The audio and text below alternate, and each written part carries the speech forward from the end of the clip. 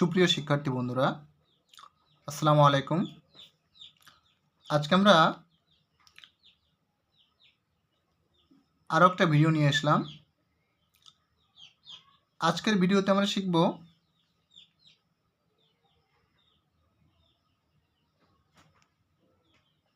কিভাবে বিন্যস্তবত্বের মধ্যক নির্ণয় করতে হয়। এই প্রশ্নটা তোমাদের সাধারণত খ নাম্বারে আসে। সৃজনশীল প্রশ্নের খ নাম্বারে সাধারণত এই প্রশ্নটা আসে। তো দেখো, এই যে দেখো লেখা আছে মধ্যক নির্ণয় খ নং প্রশ্নের জন্য।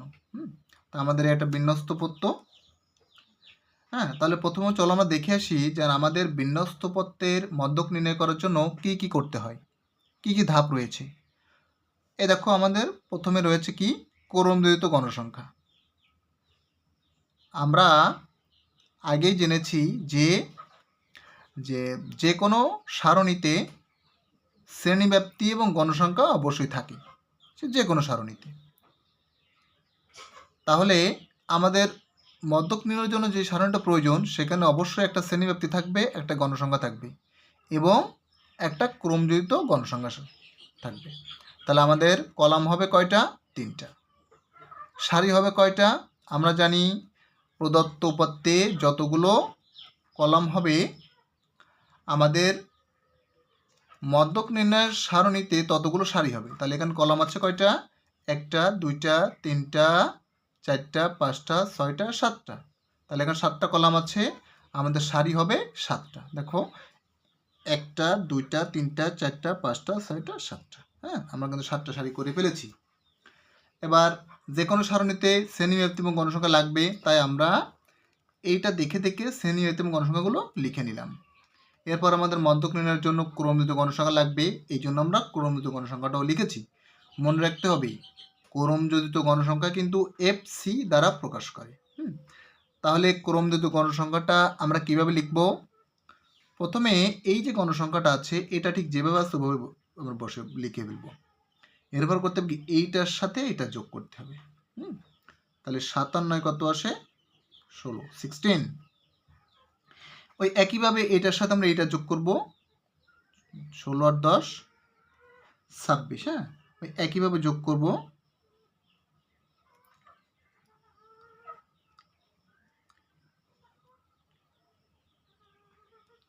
দেখো এই দাগগুলো কিন্তু আমি তোমাদের বোঝানোর জন্য ব্যবহার করছি, আসলে এই দাগগুলো কিন্তু ব্যবহার করা যাবে না। তাহলে আমরা ক্রমযুক্ত গণসংখ্যা সারণী পেয়ে গেলাম, সেটা হচ্ছে মোট 50। এরপর আমাদের কাজ কি? মধ্যক শ্রেণী নির্ণয়। কি করতে হবে? মধ্যক শ্রেণী নির্ণয়। এবার আমরা মধ্যক শ্রেণীটা নির্ণয় করব কিভাবে? প্রথমে দেখো লিখেছি এখানে মোট গণসংখ্যা n = 50 বা 50।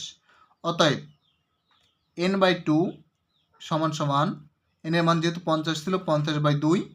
আমরা যদি 2 দ্বারা 50কে ভাগ করি সেক্ষেত্রে আমরা 25, 25। এখন এই 25 কোন শ্রেণীতে আছে? একে দেখো এই যে 7, এখানে হচ্ছে 0 থেকে 7 পর্যন্ত। 7-এর পরে কত? 8। এই শ্রেণীতে হচ্ছে 8 থেকে 16 পর্যন্ত। 16-র পর হচ্ছে 17। এই শ্রেণীতে হবে 17 থেকে 26 পর্যন্ত। তাহলে আমার এই শ্রেণীতে হচ্ছে কত? 17 থেকে 26 পর্যন্ত। তাহলে দেখো আমার n এর মান n/2 মান পেয়েছিলাম 25, n/2 মান পেয়েছিলাম 25। তাহলে আমার 25 কিন্তু 17 থেকে 26-এর ভিতরেই আছে, অর্থাৎ আমার এই শ্রেণীতে। তাহলে মধ্যক শ্রেণী কত হবে? 46, 50। আমাদের মধ্যক শ্রেণী 46, 50। তাহলে n/2 = 50/2 = 25, যা এত শ্রেণীতে অবস্থিত। অতএব মধ্যক শ্রেণী কত হবে? 46, 50। এবার আমরা মধ্যক নির্ণয়ের সূত্রটা লিখব। এই যে আমরা মধ্যক নির্ণয়ের সূত্রটা লিখেছি। এখন মধ্যক সমান L plus n/2 minus FC গুণ H/FM। L কত?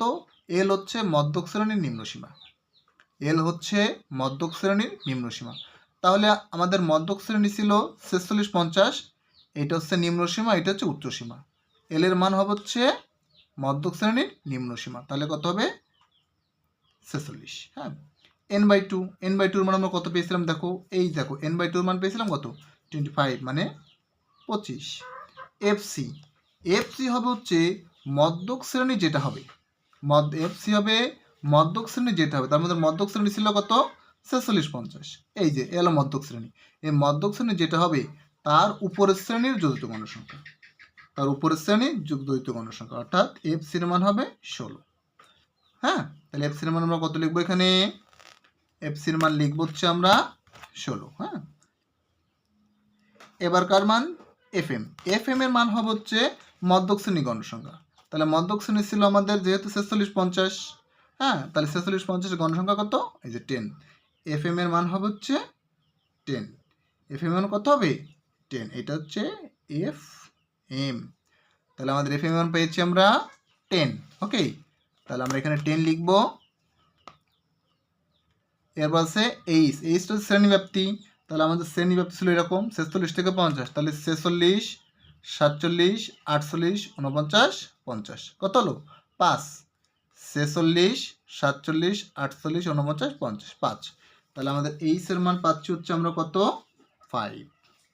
ওকে, এইবার এই মানগুলো আমরা এখানে ব্যবহার করব, এই প্রদত্ত সূত্রে ব্যবহার করব। লিখি আমরা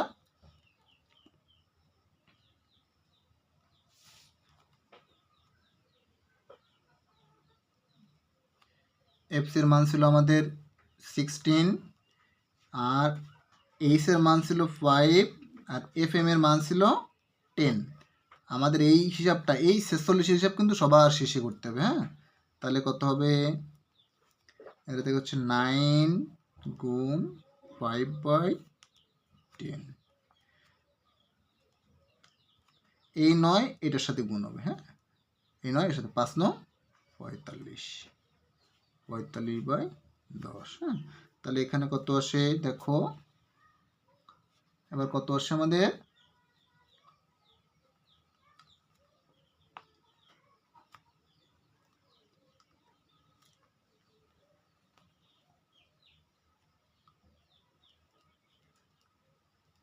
এই যে 50.5।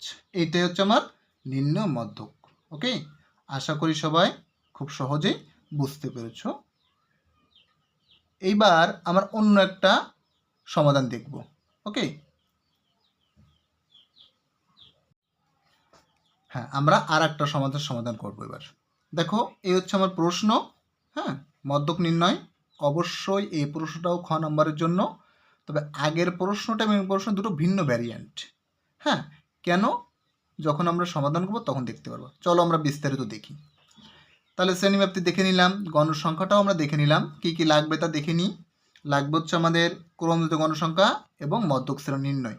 তাহলে প্রথমে আমরা আগের মতো করে কি করব, এটার কলম সংখ্যা দেখি, 1টা 2টা 3টা 4টা 5টা 6টা 7টা, আমরা 7টা কলাম আছে, এই জন্য আমরা 7টা সারি করে ফেলবো। হ্যাঁ, আমরা দেখো 7টা সারি করে ফেললাম, এই 1টা 2টো 3টা 4টা 5টা 6টা 7টা সারি করে ফেললাম। হ্যাঁ, এবার যেহেতু শ্রেণীব্যাপ্তি এবং গণসংখ্যা সব সারণীতে থাকে, তাই আমরা শ্রেণীব্যাপ্তি এবং গণসংখ্যা দেখে দেখে লিখে ফেললাম, এবং আগের মতো করে আমরা ক্রমযুক্ত গণসংখ্যাটাও লিখে ফেলবো। যেহেতু আমার মধ্যক নির্ণয়ের জন্য প্রথমে ক্রমযুক্ত গণসংখ্যা লাগবে, এই জন্য আমার শ্রেণীব্যাপ্তি এবং গণসংখ্যার পাশাপাশি ক্রমযুক্ত গণসংখ্যাটা লিখে নিব। তাহলে কি হবে, এইটা 3 ছিল, প্রথমটা আমার 3 হয়ে যাবে। এবার এই দুটো যোগ করব, এইটার সাথে যোগ করব,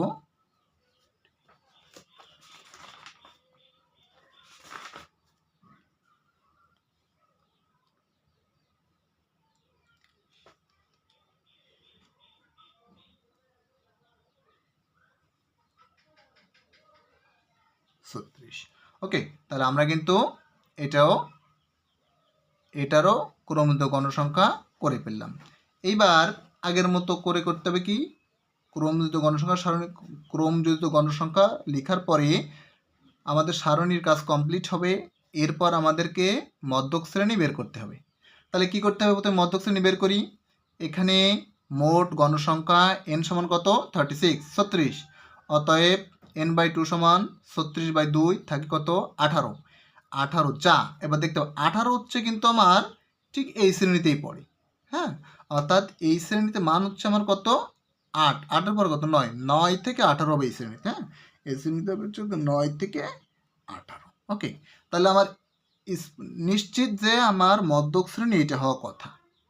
কিন্তু তোমাকে মনে রাখতে হবে, যদি n/2 এর মান ওই শ্রেণী গণসংখ্যার ক্রমযুক্ত গণসংখ্যার সমান হয়, n/2 এর মান, এই n/2 এর মান যদি ওই শ্রেণীর অর্থাৎ n/2 যে শ্রেণীতে পড়বে সেই শ্রেণীর ক্রমিত গণসংখ্যা যদি n/2 এর মানের সমান হয়,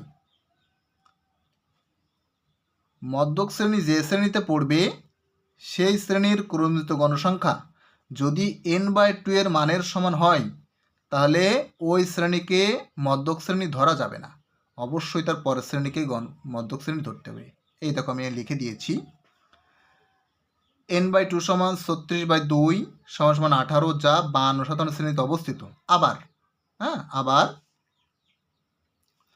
আবার 18 সংখ্যাটি, অর্থাৎ এই যে n/2 এর মান 18 সংখ্যাটি 52, অর্থাৎ এই শ্রেণী, এই 52 শ্রেণীর যোজিত গণসংখ্যার সমান।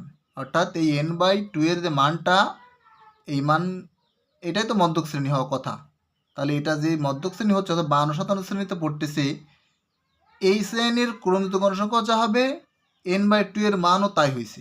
যদি এটা হয় তাহলে মধ্যক শ্রেণী কিন্তু যেটা হওয়ার কথা ওইটা হবে না, ঠিক তার পরের শ্রেণী হবে, অর্থাৎ এই শ্রেণী হবে মধ্যক শ্রেণী। 58, 63 মনে থাকবে। আর দেখো লিখে দিছি, যেহেতু সুতরাং মধ্যক শ্রেণী হবে পরবর্তী শ্রেণী, অর্থাৎ পরবর্তী শ্রেণী কোনটা, এই পরবর্তী শ্রেণী হচ্ছে আমার এই 58, 63। আমি বিষয়টা আর একটু ক্লিয়ার করি, অধিকাংশ স্টুডেন্ট এখানে কিন্তু ভুল করে।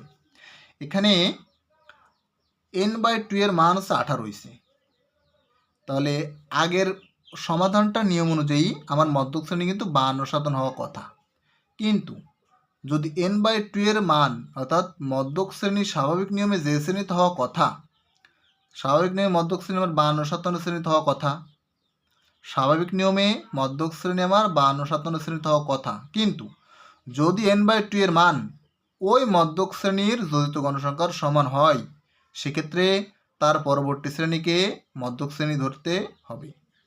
তাহলে এখানে মধ্যক শ্রেণী কিন্তু 58, 63। ওকে, তাহলে মধ্যক শ্রেণী আমার বের করা হয়ে গেল। এবার আমরা মধ্যক নিয়ে সূত্রটা লিখলাম, মধ্যক সমান L প্লাস n/2 মানে FC গুণ H/FM। এরপর L এর মান কত, L এর মান হচ্ছে মধ্যক শ্রেণীর নিম্নসীমা, L এর মান হবে মধ্যক শ্রেণীর নিম্নসীমা। আমার মধ্যক শ্রেণী কত, এইটা, তাহলে এর মান কত হবে 58। এখানে মধ্যক শ্রেণী 58, n/2 কত ছিল, n/2 এর মান ছিল 18, n/2 এর মান ছিল 18। এবার FC ছিল কত, FC হচ্ছে মধ্যক শ্রেণীর পূর্বের শ্রেণীর যোজিত গণসংখ্যা, যেহেতু এটা মধ্যক শ্রেণী, এর পূর্বের শ্রেণীটা, এই যোজিত গণসংখ্যা কত 18, এখানে FC এর মান হবে 18। তাহলে আমরা FC এর মান আমরা 18 লিখে নিই, এখানে FC এর মান লিখলাম 18। ওকে, এখন কি আছে FM, FM হচ্ছে মধ্যক শ্রেণী গণসংখ্যা, তাহলে মধ্যক শ্রেণী কত ছিল আমার, মধ্যক শ্রেণী ছিল কিন্তু এইটা। তাহলে গণসংখ্যা কত হবে, এটা হচ্ছে আমার FM এর মান। তাহলে আমি FM এর কত লিখব, FM এর মান হবে হচ্ছে 12। FM এর মান কত হবে, FM এর মান হবে হচ্ছে 12।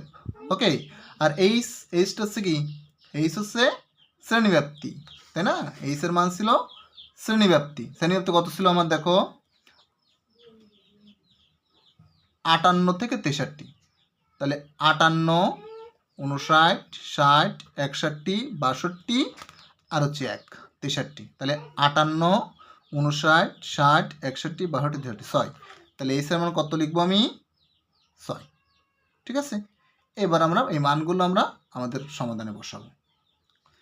এল এর মান হচ্ছে 58 প্লাস n/2 হচ্ছে 18, FC এর মানও 18, গুণ এইচ এর মান হচ্ছে 6, FM এর মান হচ্ছে 12।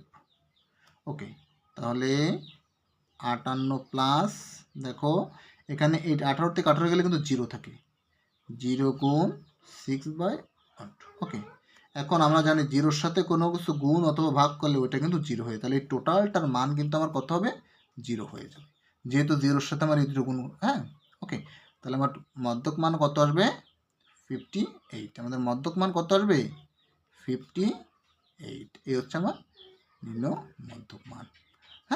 আশা করি সবাই বুঝতে পেরেছ। ধন্যবাদ সবাইকে।